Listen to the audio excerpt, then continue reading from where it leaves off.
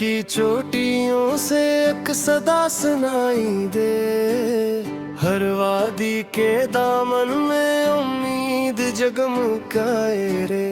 ٹھنڈی ہوائیں گائیں قدرت کا یہ پیام، یہ سرزمین خیبر میرا پیارا مقام۔ بادل پہاڑ چومی منظر ہو دل نشیں، سبزوں بھی مسکرائے بہتی ہوئی زمین۔ چشموں کا نرم پانی موتی سا جھلملائے، ہر سانس میں محبت، ہر دل